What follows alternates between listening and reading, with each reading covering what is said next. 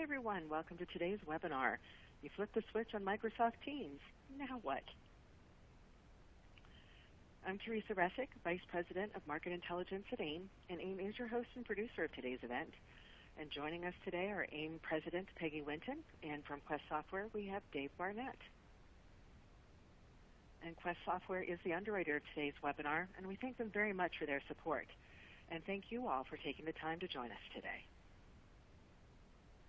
Now, as we get started, I just want to share a few tips for participating in today's webinar. By joining live, you can resize the windows that you have in front of you. I encourage you to open up group chat to message with each other and also with us here at AIIM. Group chat is in the list of icons across the bottom of your screen. Click that open now and just say hello and share where you're joining us from. I encourage you to download the resources we have available for you. There's a cool new tip sheet that's just been published, and so that's there in addition to some other really awesome resources. So click on that. It will open in the new browser tab, and you can download that later and check out that information after the webcast. Please ask questions of our speakers with the Q&A feature, and we'll do our best to get to them later in the webcast. We have about 5 or 10 minutes set aside at the end to take your questions, and please feel free to submit as we go along. Also encourage you to take the survey that we have. I truly value your feedback in how we did today, and the link to that survey is also in the icons across the bottom of your screen. This webinar is being recorded, and it will be posted to AIIM.org's Resources Webinars page in just a few days. Now to introduce the speakers we have with us today. Peggy Winton is the president of AIIM, and she has over 30 years of program, product, and business development experience. And Peggy is responsible for the strategic, technical, and business direction of AIIM. She believes that marketing and technology are converging and moving to the forefront of the business in order to deliver the ultimate customer experience. And with this, businesses need help to adapt to a world that has shifted from physical to data, technology, and automation. And then also joining us, we have Dave Barnett, and Dave is the product manager at Quest Software, focusing on Microsoft 365 content and collaboration solutions. So right now, I'm going to turn things over to Peggy Winton to begin our talk today. Hi, Peggy. Well, hi, Teresa, and thank you so much. Thanks to everyone for joining us today. I'm just delighted to be here with Dave Barnett. This is such a fascinating and such a timely topic because just about every organization of some size has Microsoft 365, has a Microsoft 365 environment of some sort. It might be Office, it might be SharePoint, it might be Teams, it might be a combination thereof. In our survey at the end of last year, remember last year? I like to refer to it as BC, or before COVID. We found that 90% of organizations were currently using or planning to use some combination of these Microsoft tools. Now, with this exploding work-from-home environment, the rapid evolution of Teams as a front end to collaboration, information sharing, and knowledge management, boy, that's a term that's come back into vogue. It's caused just that number to just increase exponentially across the M365 platform, both in the number of users and the broader utilization among existing users. And while this massive growth obviously enables thousands of organizations to maintain connectivity and productivity, it also presents new levels of complexity. And one of the biggest issues to adopting enterprise tools at this pace and this scale is that the necessary steps between deployment and full adoption are not always taken. And the result, really an unmitigated content mess. And I know you're feeling that. Something tells me you're experiencing this mess, or we wouldn't have the impressive impressive audience that we have today. But never fear, Dave and I are here to tell you that it's not too late to get your team's environment in order, to prepare your organization for what's probably going to be remote work for a while and future growth when the recovery comes. So over the next few minutes, we're going to walk you through what our friends at Quest have identified as 3 steps, kind of a 3-step framework to help support and optimize your remote work environment. Firstly, we're going to show you how to move content from file shares, maybe from Box, Dropbox, or Google Drive into Teams while preserving values and manage metadata and approval statutes. You're going to learn how to manage your teams by minimizing content sprawl. Oh, that's a great term. So that you can appreciate efficiency and productivity gains. And finally, please understand that Teams is connected to other M365 apps. Those things house your important documents and records. So we're going to show you how to automate the governance and security of this information. So that's our framework for the next few minutes. Now, Teresa mentioned we've got a brand new tip sheet for you that summarizes a lot of these points.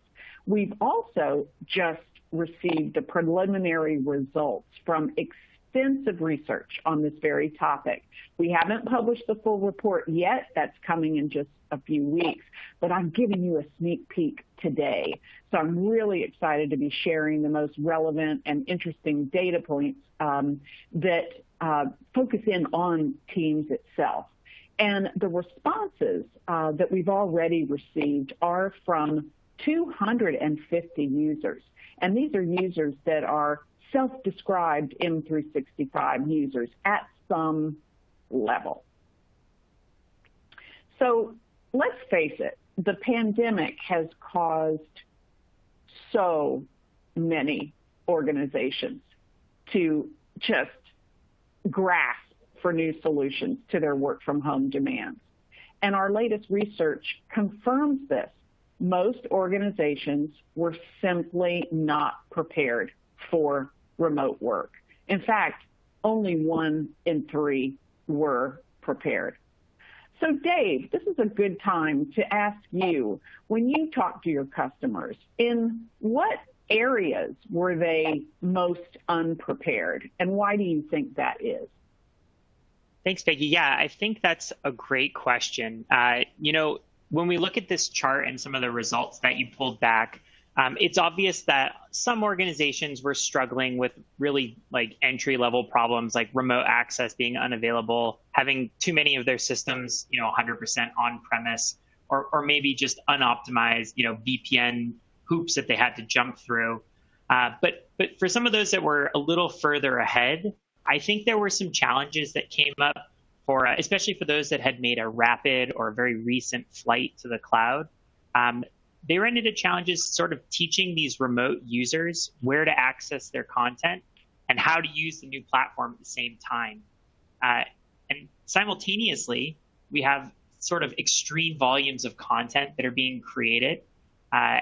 You mentioned the term sprawl. So sprawl and disorganization kind of rapidly set in when you combine lots of content and inexperienced users in a new system.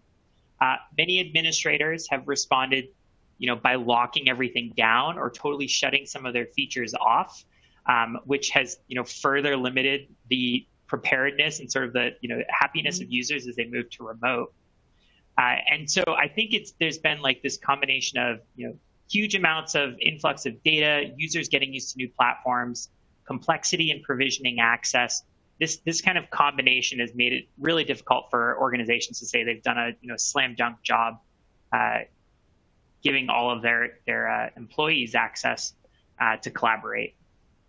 One last point I'd make on that too is I think Teams in particular added to this challenge as it's so focused on being a really flat, open platform for collaboration, kind of in vivid contrast to some of those old platforms people had used in the past, like SharePoint file systems, which are potentially more complex. So kind of all of a sudden freeing everyone, allowing them to sort of go wild has made things real hard. So democratization in this instance is not always easy for people, and that is an interesting point, that locking things down is certainly not the answer, not only for worker happiness, but for efficiency's sake. So thank you. Let's keep some of these things in mind, and we're going to go just a little bit deeper. We want to kind of look at the pre-COVID environment and then start narrowing things down as it relates to the team's growth. So when we look at teams in particular prior to this year, we see that app was already growing fast. And looking at this chart, when you see the difference pre and post, if you're wondering what the difference between the various answer options are, for us, widespread is broad, and significant is both broad and deep. But that was nothing compared to what has happened to teams this year. So no wonder organizations are experiencing the challenges and complexities of this massive and rapid adoption. For the AIIM community, a community that prides itself on adhering to the disciplines of governance and security, it's amazing how many examples of just good enough Teams implementations have abounded. We've actually been told a few interesting stories, and I will refrain from using actual names to protect people. But there's a major federal agency that stood up a 10,000 person instance in just a matter of days. So you have to ask whether all the right policies and the controls were applied in that process. Probably not likely. And now organizations are taking a step back. They need to ensure that Teams was launched as effectively as it could be. And this is where our partners at Quest identified those three main steps that we talked about earlier, so that you can go back and fix if you didn't do it right the first time. So we're going to take a look at them one at a time. Remember, the first one was this move or migrate consideration. So whether you're migrating teams from one Office 365 tenant to another, or you're getting content out of file shares, Box, Dropbox, and Google Drive, you obviously don't want to leave critical files behind, nor do you want to take what would be considered rot. And you all know that expression, redundant, obsolete, or trivial kind of content. Don't do that. It's like when you move house, don't take the junk with you just because you can't be bothered to clean it out beforehand. That just adds to cost and perpetuates the mess that you have to weed through all the time. You really need to understand your own data landscape and identify the important data across what might actually be a hybrid environment. So let's take a look at the various sources of the information that's being moved to Teams. Certainly from other SharePoint sites, but mostly from the dreaded shared drives. Isn't that the truth? So Dave, what are your key recommendations for customers who are trying to tackle the migration of their content? What are the things that you recommend doing specifically to ensure that rot stays behind, but that nothing that could be a real valuable asset going forward is lost? Yeah, so I know it sounds cliche, but a lot can be gained with just a little patient time spent upfront planning. I think you touched on it a little bit, but because IT is often, the force driving physical migration of content, but doesn't really own or know what content is, even most of the organizations that I work with simply just want to lift and shift everything. And we know we're not supposed to, but it seems like it's so tempting. It seems like a low friction, minimal effort. It's like a shortcut that, a lot of times can result in really serious delays, roadblocks, and sometimes even failed migrations where you just have to give up.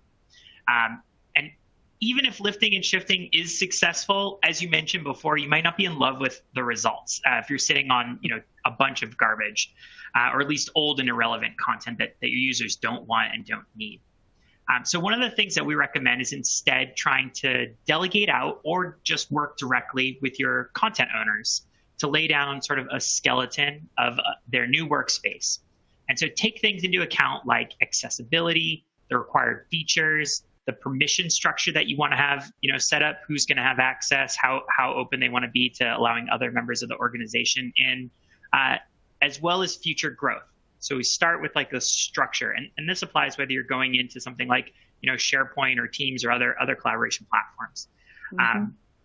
Once that's sort of in place and you have like a comfortable space to work, the next step is really reorganize, retag, archive as much of that old content. So work through the raw as best you can. Don't be afraid to delete where it makes sense, and reduce that total volume that needs to come through the pipe. Because the less you end up migrating, as long as you're sort of careful that you're not missing critical business components, the more value you'll get out of the migration itself, and it'll really make it feel like you're upgrading and not kind of side grading or just stepping into the next platform in line. And so sort of the last thought is just, moving the content is the last thing you do. Everything else about the new platform, you want to think about first, and then the content is sort of the last component to go. Such good advice there. There are a lot of good takeaways. I like that just a lateral sort of move doesn't get people too excited. Let's talk about the cloud aspect of this whole thing. Before we talk about the specific role of Teams and M365, there's still a broader hurdle when it comes to cloud content and collaborative platform decisions. When it comes to the storage of unstructured and semi-structured information, most organizations have made the jump to the cloud, and they certainly continue their push to the cloud. They plan to do that over the next 2 years.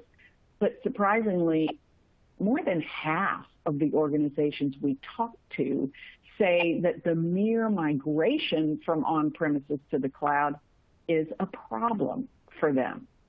So what makes that such a problem, Dave? Is it concerns about security? Like, where is this cloud and who's protecting it? Is it fear that moving content to the cloud is somehow going to mess up some of the intricate processes that were initially set up on premises? What are the biggest concerns that your customers are telling you when it comes to migration to the cloud? Yeah, so first off, platforms are so different. I think that's definitely the largest problem that folks typically encounter. And Office 365 and M365 and Teams are, in a lot of ways, a completely new platform, even if you were using something similar on-premise in the past. There's much more customization that happens on-premise, and a lot of that you end up having to say goodbye to in the long run if you want to transition fully to the cloud. This is also one of those reasons that lift and shift can be so dangerous, because once you hit that first unaccounted for business critical feature that doesn't have any supported migration path, you have to stop, resolve it, and figure out what's the next step before you can move any further. And if these accumulate, if you skip that one and you bump into the next one, it can throw off your target to complete your migration by months or even years in some cases. The other thing, besides the platforms being different, is sort of the volume of content that we're looking to push around. So shares, I think on that pre-slide you showed, were the two largest categories that folks were looking to move was file share content, and those have been quietly becoming enormous on premise, and even the ones that are sort of like semi cloud now are also enormous. So we're talking dozens of terabytes or hundreds or thousands of terabytes. We're starting to hear terms larger than that, which are getting scary. But migration to the cloud in some cases, especially Teams, can be pretty slow. Microsoft takes good care of the live services that they provide to make sure people get good performance when they're logging in and out of the system, when they're accessing their files. But sometimes that can mean that you get a performance degradation trying to dump bulk amounts of content into Teams. So if you come and ask to move 10 terabytes of files into a team, you can bet that there's going to be some challenges trying to pump all of that data up. Now, resolutions for these problems aren't always super clear either. That's sort of another reason why this is challenging. There are some tricks to improve performance.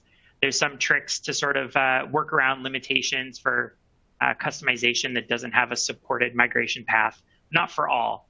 So, sort of going back to one of the previous points we made, highlighting those blockers early, spending that little bit of extra time, or if you partial move, taking a break and highlighting all those blockers before you start pushing files can really help outline for you, where does success really lie? How much do you have to move? What should you start circling as this will be left behind potentially?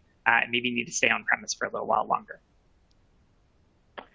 Well, compounding that problem is the sort of where, not just what. Dave, our research shows that a hybrid environment is likely to be the reality for many organizations. Do you all have a good rule of thumb for determining what content should remain on premises, what should move completely to the cloud, what should exist in a hybrid repository situation? Yeah, I mean, we see a lot of different organizations approach hybrid strategy in different ways. So as I mentioned previously, some content or some customizations that you maybe have built on for years aren't going to be a great fit for the cloud yet. And so, the most common approach we see is, I just want to move everything. And whatever fails to migrate, that stays on premise. So if there's a custom app you built in-house or you hired a partner 5 years ago to make a workflow for you and not really sure how it works, or some third-party solution that you leverage, those are usually the ones that get left behind in most scenarios we've seen. I know, just as a reminder, Microsoft has announced SharePoint 2010 workflows aren't going to be supported. So if you've got some of those you need to move into the cloud, time to start circling those as well. A lot of organizations also, so a lot of organizations also seem to kind of break up content based on sensitivity or security. So they have this perception that if a document is very sensitive or has secrets for your company, that needs to stay on premise on their own hardware. And maybe they'll only push collaborative content to the cloud, which is an okay approach as well. And others yet sometimes just do a complete cost analysis. So they want to weigh, am I really getting the best ROI in the cloud or not? They're trying to make a pragmatic decision. I think all of these make sense in some cases, but my usual recommendation is just to get as much relevant content in the cloud as possible. So, for that first point, Microsoft, or for that point about security, Microsoft has bent over backwards, driving its security story. And, it's rare that your on-premise server or your data center that you have things hosted in today is going to have better physical or logical security than what Microsoft's doing for Office 365. Instead, the focus on sort of identifying those, those custom apps that you can't move is sort of, I think, the best place to sort of begin to outline and cut down how large the migration actually needs to be. And then again, that exercise with filtering, tagging, and archiving your content and with your users directly before you start moving, that will sort of make sure, again, that you know what they need, that you have that outlined and marked, and that you can just push that relevant content in as you begin the migration. Relevant. That's the operative word here. I mean, it's all about meeting the needs of our customers whose demands are even more in a time of necessity. So I like that, and certainly things that are not needing access to all the time, that should not be a priority there. Good point. Dave, I appreciate that. Let's now turn to the second step, the managed step. So we've talked about what and where. Let's talk about how organizations are using Teams for key functions and how they are managing their environments. The focus for most teams, from the folks that we talk to, is still on a lot of collaboration basics with things like file management and video and content authoring as their top priorities. Dave, more tenants than you need drives up costs, and that increases IT workload. It frustrates the users. What's the recommendation you have to mitigate sprawl in a way that preserves what's needed, but reduces those redundancies and certainly any kind of threats? Yeah, I mean, user empowerment can be a really good feature in the cloud, and it's also sometimes a really challenging feature. So, the benefit with delivering a solution like Teams is that for like this core focus on storing, accessing, and sharing files, there's all of a sudden very little friction, very little IT oversight needed for users to scale out as much as they need or as much as they want sometimes. So being able to create their own new teams or their own new groups or any new collaboration space is seems very easy and helpful initially, but it does lead to that dramatic sprawl that we've kind of talked about. And you can also sometimes inherit sprawl from that lift and shift strategy via that, the migration phase, where if you're dragging, just as a quick aside, we've had some of our clients that have taken data from maybe SharePoint 2007 or even notes and tried to just like sort of drag the same block of content as is, throughout time to the point of putting it into a 2020 environment. And, it's impossible to navigate through that. There's so much duplicate effort and duplicate data, and most users just don't touch it. So again, trying to reduce sprawl, those key areas in order to tackle that will be things like, first off, setting up basic things like naming conventions and well-defined uses for your teams. Something that's not as commonly discussed, I think, is establishing not just a team owner, but a content owner for your teams and sites as someone that's sort of accountable for organizing the data that is living within that team. So making it readable and accessible, and also sort of for tagging and removing it as necessary. The other really critical step is setting up a provisioning process for new teams or groups. Now, this is somewhere where I differ a little bit from Microsoft. They've definitely been advocating for sort of this Wild West mentality where users can freely, create all these objects, and there'll be some cleanup effort that'll happen in the back end automatically through AI or whatever. So, that's a nice idea, but we've really seen that just leads to rapid sprawl. And we had one salesperson in our organization that he was making a team for each client that he worked with, and he might put like one document in each one of those teams. So there's definitely some need to control. And then beyond that, sort of the last point I'd make here is potentially giving your content owners a little bit of a smaller workspace. So that's much easier to clean up, much easier to manage and sort of maintain over time. But it's only really possible if you have very well-defined purposes for your teams and well-defined membership and owners. So we need to build a little bit of accountability with our users, delegate some roles out. And the goal is really for those content owners to really own their space and not just be sort of guests that can dump whatever files they want into this cloud. Good. There's clearly a growing desire to leverage document-centric collaboration. Again, that's the process side of things. That's where work gets done. That's where customer-facing processes are in such demand. So automating how work moves through an organization to support those key business processes is an area of big concern and big challenge for most of the folks that we talk to. Ideally, Teams administrators want to be able to apply flexible protection actions, including encryption, access restrictions, and visual markings. And that's what this chart shows us. The rising chaos, though, from the growing volume and variety, you mentioned that several times, Dave, it's a continuing problem. And one of the ways that the sprawl is manifesting itself is a lack of governance and security.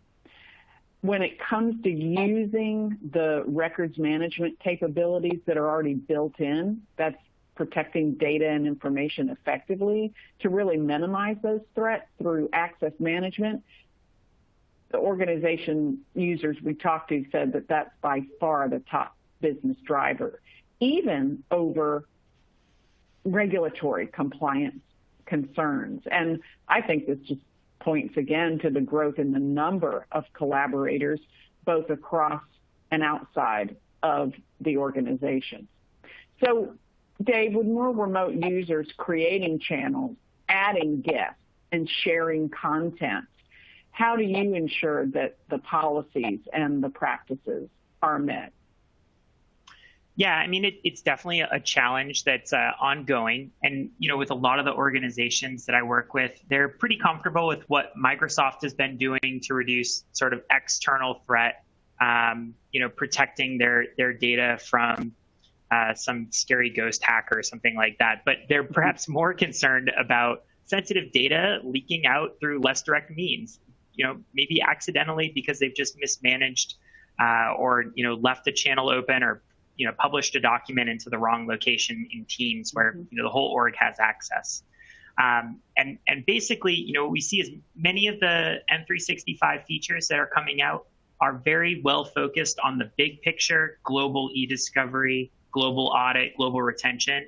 And sometimes this is enough to sort of check the top level IT box. But a lot of the organizations where we've seen functioning most efficiently with managing sprawl and sort of the additional explosion of channels and new security locations to manage are ones where they've successfully designated accountable content owners. They enable them with relevant analytics, and they put in a process to help them both kind of audit and report on potential compliance risks happening at a more granular scale kind of within their own content. So are you saying that the out-of-the-box capabilities are good enough for most organizations? If not, what added levels of security do folks like Quest offer to satisfy the records manager in our audience? I think you all have some specific advice about the audit events that should be tracked. Yeah, certainly. So Microsoft does provide quite a nice set of tools. The Governance Center continues to grow, which is excellent. And again, we see a lot of these top-down capabilities coming out, day after day with really powerful, scalable features that are built to sort of accommodate the largest enterprise. The audit capabilities that are in Teams today allow you to do things like easily maybe not easily, but check in on tenant-level configuration changes. Look at things like when guest access is enabled for your whole tenant. They can look at settings changes when a team is made public or its classification status is changed or updated. They'll allow you to check in on when an external member or a guest is added to a team or when a team's member role is changed so someone gains more access. So there are a lot of nice out-of-the-box core capabilities that Microsoft has been delivering, but we definitely strive to kind of look for, where in that story there's still a few gaps to helping organizations complete the story. So, for example, things that Quest helps customers do now would be providing a consolidated view of your on-premise and cloud activity in audit, or allowing for sort of a consolidated management platform. So easily mirroring policy changes for how long audit retention needs to be made or what type of events are being audited, allowing you to kind of manage that across multiple workloads from one place. We provide consistent alerting, so you get the same alert regardless of where that event happened. Same thing with searches or reports. We normalize the event format, so if something's happening in your environment, you get sort of a plain English description of what's going on. You won't have as much of a complex event listing as you might get out of the box. And then we also spend a lot of focus on providing long-term storage of audit data. So there's varying rules platform to platform on how long you can store your audit records. And so it's sort of another gap that we look to try and help fill. So I guess the summary is basically Microsoft provides a lot of really great tools. In some cases, our customers and clients look for a little bit more just to make sure that they're able to feel secure day to day, and we try to help fill those. Well, ultimately, it comes down to the users wanting to be able to automatically retain and delete and store their data and records in a compliant manner. We've kind of been saying that for many years, that automation is really the only way to manage at scale, and that's certainly the case when it comes to teams. But despite all of these challenges, the role of and the reliance on teams is not stopping. It's growing, and 81% of the folks telling us that teams is probably a pretty important element in how knowledge work is going to get done in their organizations. And yet there's really still a good bit of education and change management. That's a phrase we talk about a lot, that's needed to fully explain and leverage the team's capabilities. I think, Dave, you've mentioned there's confusion often when Microsoft makes updates. And like with other tools, you almost need super users, I think, to poke at the features. Otherwise, only a fraction get used. So now we're flipping the conversation away from sort of protection and all the wonderful advice you've got there to how do you make sure that you're really optimizing some of the cool things that Teams gives you? What are some maybe missed opportunities due to a simple lack of understanding of capabilities? Have you opened any customer eyes to some of the things that they've missed? This is the part where I'll show how to get it to look like you're at the beach when you turn your webcam on. No, but seriously, Teams is kind of beautiful because it is so simple. So it's not necessarily that Microsoft hides a ton of really unique, powerful features. It's more, I think, that the biggest opportunity is around education, around how they intend for the features they provide to be used.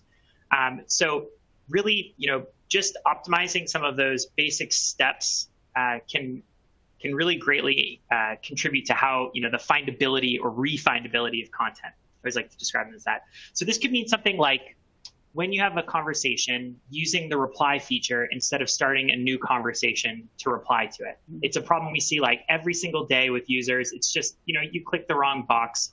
But what that means is 6 months later, if someone wants to try and read that conversation, it's totally disjointed. It can mean using something like the folders that are within your document library or within your team's libraries to organize your content instead of making different teams or different channels.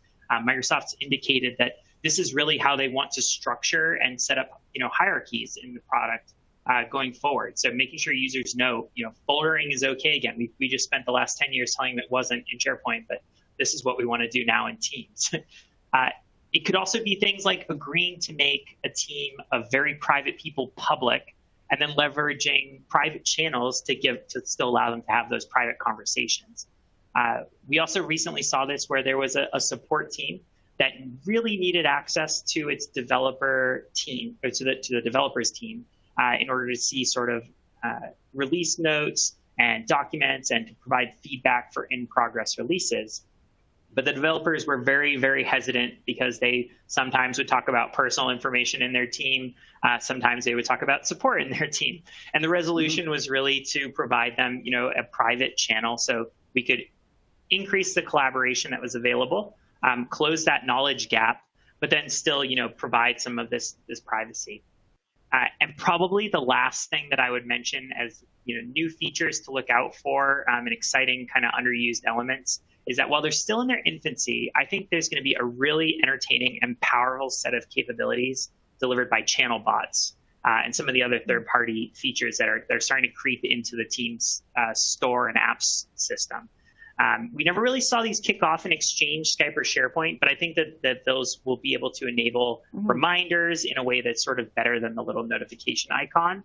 And some of them will even let you, collaborate with them to take those corrective steps or manage documents that you've ignored. Well, again, that's just a great example of some features that can make a big difference for someone, and particularly some of the frontline workers. And through the years, our users have recognized the need for some sort of third-party help to ensure that they're really realizing the promise of M365 in general, and now Teams in particular, and mostly on the governance and records management and sort of horizontal process integration functionality. We've talked about that before. So important right now.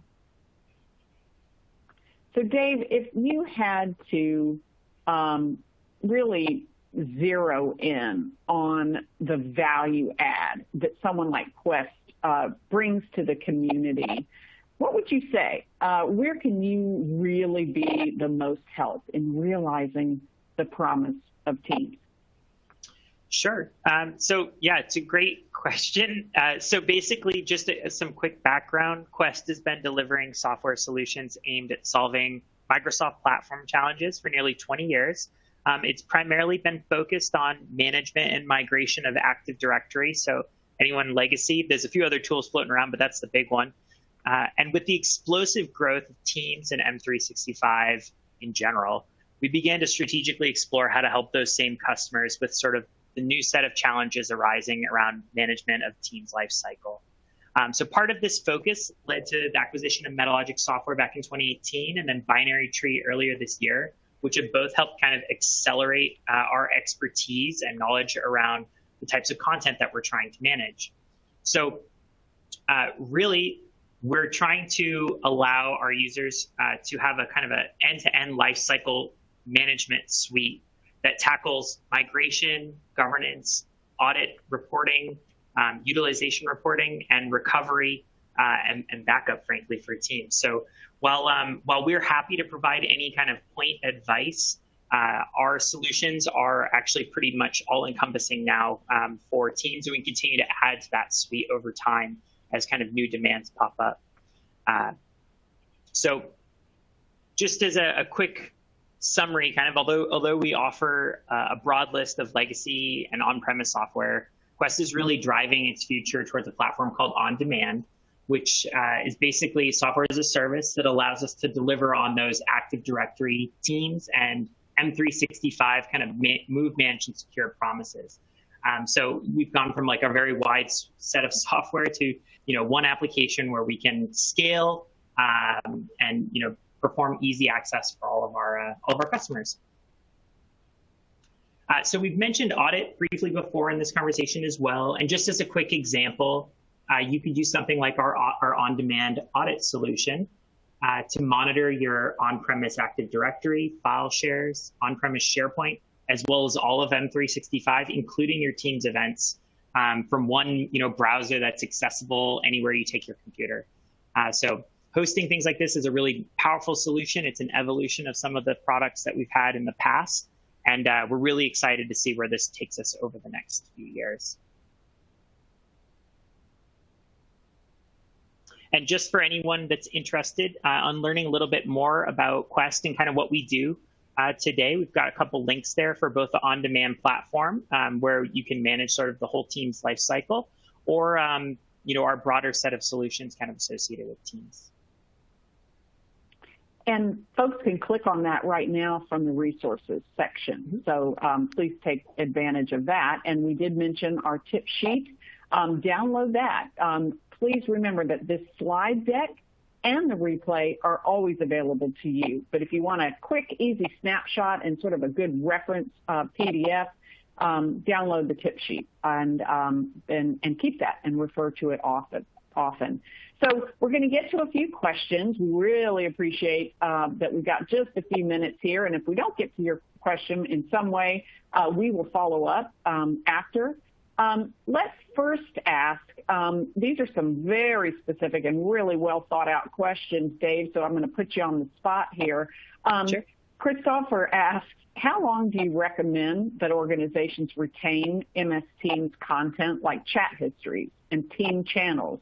Have you seen instances of those being discoverable in any kind of audit or litigation? Yeah, I mean, they certainly are discoverable. And this is one of the places where the Microsoft eDiscovery Center that they've built out has been growing rapidly. They are flexible with the timelines for retention. I think really in this case, that's going to be like an industry-specific type of question. I know a lot of organizations promise, users have access to recover basic components for about a month. But certainly, if you need to recover that content beyond that period, there are definitely specific legal requirements depending on your industry that you may want to cover. But that's probably all I can say for now. I think again, it mostly depend on the industry. Yeah, for sure. And here's another audit question. So again, every organization is different. And I think we covered this. In your opinion, does O365 have any audit functionality out of the box?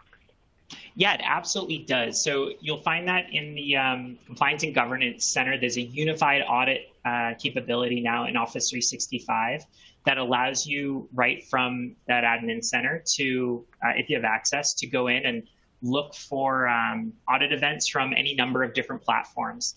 And I think I mentioned previously sort of the differentiator between what's in that platform today and kind of what we do with Audit is really that while that's a broad solution, it's a very top-down solution focusing on things like e-discovery. It's less about enabling you to do correction on user behavior, identifying who accidentally changed security or broke a site for smaller incidents. So you need to have quite a bit of access to get in there and view that data.